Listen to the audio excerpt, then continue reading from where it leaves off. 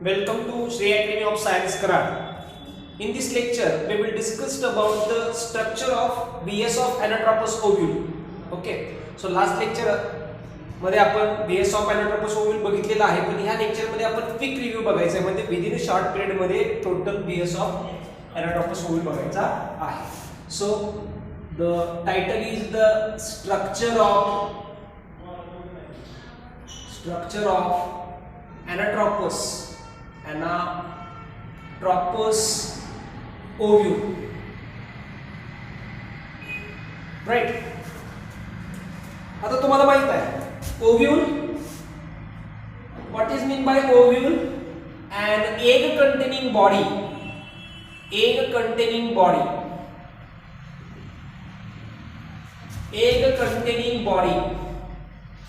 present in ovary. ओव्हरीच्या आतमध्ये असलेली egg containing body म्हणजे काय आलं? ओव्यूल आला. So an egg containing body present inside the ovary is called ovule. बरोबर आहे. Ovule has two main types, anatropous ovule and orthotropous ovule. Okay. Anatropous ovule मध्ये तुम्ही जर बघितलं तर एनाट्रोपस ओव्यूल मध्ये micropyle region faces towards the earth. Micropyle region हा अर्थच्या बाजूला असणार आहे, आणि ऑर्थोट्रोपस ओव्यूल मध्ये micropyle region faces towards the सन. म्हणजे तुम्ही जर बघितलं तर या ठिकाणी एनाट्रोपस ओव्यूल मध्ये मायक्रोपाइल रिजन हा अर्थ कडे असणार आहे, आणि ऑर्थोट्रोपस ओव्यूल मध्ये मायक्रोपाइल रिजन हा सन कडे असणार आहे. ओव्यूलला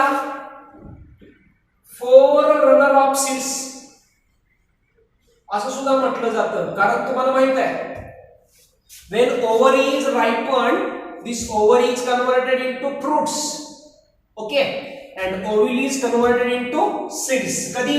आफ्टर डबल फर्टिलायझेशन. म्हणजे डबल फर्टिलायझेशन झाल्यानंतर ओव्हरीचं रूपांतर फ्रुट्स मध्ये होणार आहे आणि ओव्यूलचं रूपांतर सीड्स मध्ये होणार आहे. ओके. मग ह्या लेक्चर मध्ये आपण काय बघणार आहे? एनाट्रोपस ओव्यूलचं स्ट्रक्चर्स बघणार आहे, राईट? सो डायग्राम खूप महत्त्वाची आहे. डायग्राम ही तुम्हाला एनाट्रोपस ओव्यूलची यायला पाहिजे. बघा डायग्राम.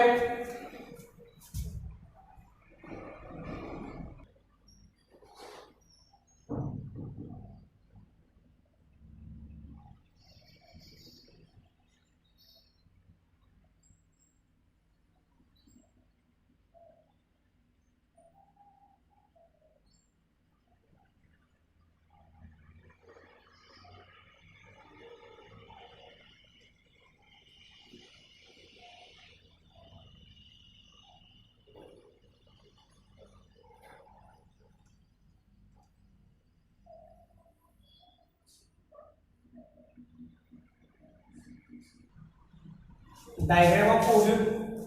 ओके. हा झाला ओव्यूलची डायग्राम या पद्धतीने. बरोबर आहे. मायक्रोपाइल रिजन कुठे आहे? अर्थच्या बाजूला आहे. लेबलिंग करा. चलायझा, राईट. हा काय आला? मायक्रोपाइल. ओके. त्याच्यानंतर काय येणार आहे? फ्युनिकल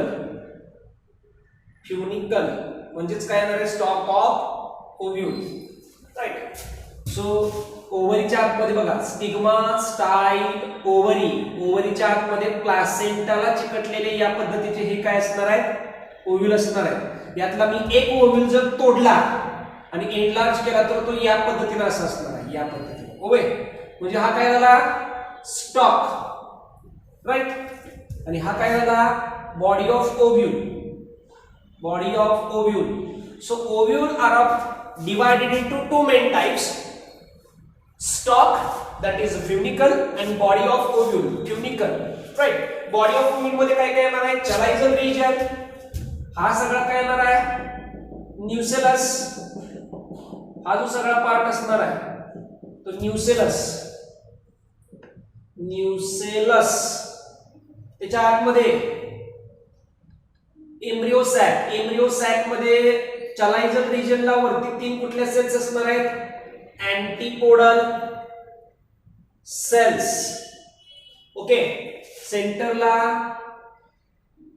single celled double nucleus, secondary nucleus,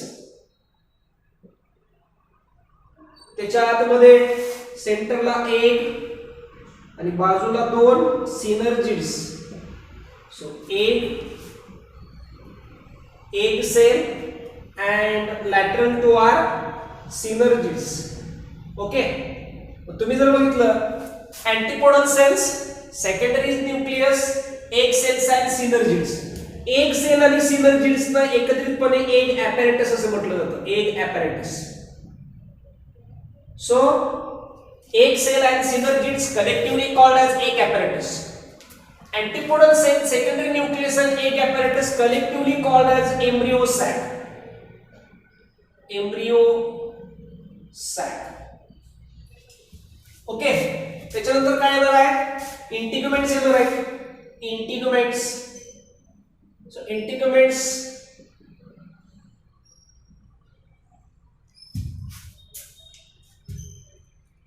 right. त्याच्यानंतर the point of attachment of body of ovule and stock.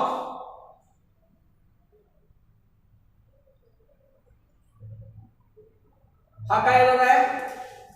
हायलम. आणि स्टॉक वरती एक रिज असणार आहे, त्या रिजला काय म्हणायचं आहे? रॅफिक. रॅफिक. राइट.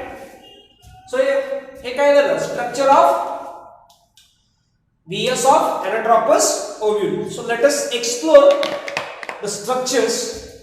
तो तुम्ही जर बघितलं तर स्ट्रक्चर्स एक्सप्लोर करत असताना, स्ट्रक्चर्स एक्सप्लेन करत असताना, Anatropous ovules are divided into 2 main parts. First one is the stalk of ovule and second one is the body of ovule. The stalk of ovule is called as funicle. म्हणजे हा stock of ovule, याला काय म्हणायचं आहे? फ्युनिकल असं म्हणायचं आहे. Okay, मग हा जो फ्युनिकल आहे किंवा हा जो पूर्ण ओव्ह्यूलचा स्टॉक आहे, ज्याला आपण मराठीमध्ये ओव्ह्यूलचा देठ असं म्हणणार आहे. मग हा ओव्ह्यूलचा देठ काय करणार आहे? तर पहिली गोष्ट म्हणजे बॉडी ऑफ ओव्ह्यूलला प्लॅसेंटाला चिटकवून ठेवण्याचं काम करणार आहे. ओके, दुसरी गोष्ट सपोर्ट देण्याचं काम करणार आहे. बरोबर आहे. तिसरी गोष्ट कंडक्शन करणार आहे, म्हणजे प्लासेंटा मधलं जे फूड मटेरियल असेल, वॉटर असेल, न्यूट्रिएंट असेल, ते सगळं याच्यातून कंडक्ट केलं जाणार आहे. फ्युनिकल किंवा स्टॉक मध्ये कंडक्ट करून मग या बॉडी ऑफ ओव्ह्यूल दिले जाणार आहे. Okay, then the second main part is the body of ovule. Right. आता बॉडी ऑफ ओव्ह्यूल मध्ये तुम्ही जर बघितलं तर आपण टॉप पासून बेसला येऊया. चलायझल रिजन. चलायझल म्हणजे काय? चलायझल म्हणजे काय? It is the base of body of ovule. बरोबर आहे. ओव्ह्यूलच्या बॉडीचा बेस म्हणजे काय बाळांनो? चलायझल रिजन आहे. बरोबर आहे. चलायझल रिजन पासून 2 लेयर तयार होणार आहेत. त्याला काय म्हणायचं आहे? इंटिग्युमेंट्स. मग जर एक इंटिग्युमेंट्स असेल तर त्याला मोनोटेग्निक ओव्ह्यूल असं म्हणायचं. So if the ovule containing single integument is called as monotegnic ovule, आणि जर 2 असतील तर bitegnic ovule. टेग्निक ओव्ह्यूल. बघा, जर इंटिग्युमेंट्स एकच असेल, एकच लेयर असेल तर मोनोटेग्निक, 2 असेल तर bitegmic. Bitegmic ovule is the unique characteristics of angiospermic plant. Angiospermic plant मध्ये 2 इंटिग्युमेंट्स असतात, त्यामुळे हे त्याचं युनिक कॅरेक्टरिस्टिक्स झालेलं आहे. ओके, आता इंटिग्युमेंट्सचं तुम्ही जर बघितलं, इंटिग्युमेंट्स 2 आहेत, outer integument and inner integument. Right. या इंटिग्युमेंटचं फंक्शन काय आहे? It protects the nucellus. मग हा जो न्यूसेलस आहे त्याचं प्रोटेक्शन करण्याचं काम कोण करणार आहे? तर हा इंटिग्युमेंट करणार आहे. इंटिग्युमेंट मध्ये 2 प्रकार आहेत, आउटर इंटिग्युमेंट आणि इनर इंटिग्युमेंट. एक आहे तो बाहेरचा इंटिग्युमेंट आणि दुसरा आहे तो आतमधला इंटिग्युमेंट. बाहेरचा इंटिग्युमेंट कसा असणार आहे? इट इज हार्ड, कठीण आहे, thick and resistant. Hard, thick आणि रेजिस्टन्स आहे. ओके, मग ज्या वेळेला मला सांगा ओव्ह्यूलचं रूपांतर सीड्स मध्ये होईल त्यावेळेला outer integument is converted into testa. Inner integument कसं आहे? Thin and permeable. त्यामुळे इनर इंटिग्युमेंटचं कन्वर्जन टेगमेन मध्ये.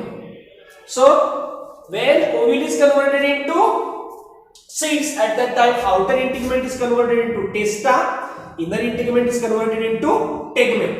राईट. त्याच्यानंतर तुम्ही बघितला इंटिग्युमेंटच्या आतमध्ये काय येणार आहे? न्यूसेलस येणार आहे. न्यूसेलस कशापासून तयार झालेला आहे? पॅरेनकायमेटस सेल्स पासून तयार झालेला आहे. पॅरेनकायमेटस सेल्स, राईट. आणि त्या कशा असणार आहे? हॅप्लॉइड असणार आहे. So this nucellus is developed from parenchymatous cells and it is haploid. Nucellus चं फंक्शन काय? तर nucellus चं फंक्शन काय येणार आहे? हा जो nucellus आहे तो या त्याच्या आतमध्ये तयार झालेल्या एम्ब्रियो सॅकचं न्यूट्रिशन्स आणि नरिशमेंट करणार आहे. आणि दुसरी गोष्ट म्हणजे न्यूसेलस मधल्या कुठली तरी एक सेल, न्यूसेलस मधली कुठली तरी एक पॅरेनकायमेटस सेल्स ही काय करणार आहे? तर ती मेगास्पोर मदर सेल्स मध्ये तिचं कन्वर्जन होणार आहे आणि मेगास्पोर मदर सेल्स हा मेगास्पोर्स तयार करणार आहे, म्हणजे एम्ब्रियो सॅक तयार करणार आहे. हे आपण डेव्हलपमेंट ऑफ मेगास्पोर्स मध्ये बघायचं आहे. पण लक्षात एवढंच ठेवा तुम्ही, न्यूसेलस हा काय असणार आहे? पॅरेनकायमेटस सेल्स पासून तयार झालेला आहे. आणि हा जो पॅरेनकायमेटस सेल्स आहे तो काय करणार आहे? तर पहिली गोष्ट म्हणजे एम्ब्रियो सॅकचं न्यूट्रिशन्स आणि नरिशमेंट करणार आहे. दुसरी गोष्ट म्हणजे पॅरेनकायमेटस सेल्स जेवढे आहेत न्यूसेलस मध्ये जेवढ्या सेल्स आहेत त्यातली कुठली तरी एक सेल्स पुन्हा एमएमसी म्हणून काम करणार आहे आणि नंतर ती मेगास्पोर्स म्हणजे एम्ब्रियो सॅक तयार करणार आहे. त्याच्यानंतर सगळ्यात महत्त्वाचं तुम्ही जर बघितलं लेबल या ठिकाणी तुम्हाला दिसलेला आहे तो हायलम. हायलम म्हणजे काय? It is the point of attachment of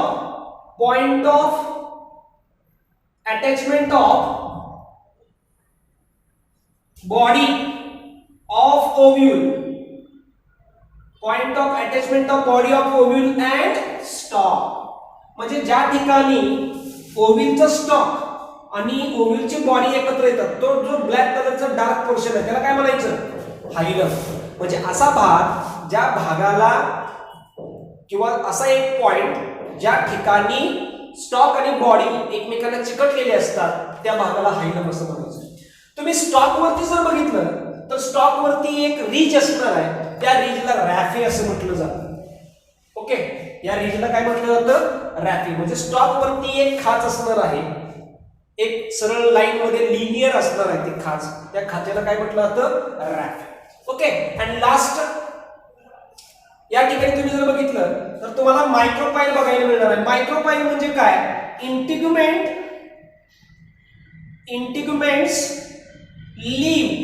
integument leave a narrow opening. Integument leave a narrow opening called micropyle. बरोबर आहे. हे जे दोन इंटिग्युमेंट आहेत ते एकमेकांना न चिकटता बारीक छिद्र सोडून जातात किंवा बारीक छिद्र त्या ठिकाणी आपल्याला बघायला मिळणार आहे. हे जे दोन इंटिग्युमेंट एकमेकांना चिटकत नाहीत, पूर्ण जॉईंट होत नाहीत, त्यामुळं त्या ठिकाणी एक बारीक छिद्र राहणार आहे. त्या छिद्राला मायक्रोपाईल रिजन्स असं म्हणायचं आहे. मायक्रोपाईलचं फंक्शन काय? बघा, मायक्रोपाईलचं सगळ्यात महत्त्वाचं फंक्शन म्हणजे it gives entry of pollen tube inside the embryo sac. जो पोलन ट्यूब येणार आहे, पोलन ग्रेनची पोलन ट्यूब येणार आहे, त्या पोलन ट्यूबला या मायक्रोपाईलच्या मधून आतमध्ये एंट्री मिळणार आहे, जेणेकरून तो जो पोलन ट्यूब आहे तो या एम्ब्रियो सॅकला टच करणार आहे.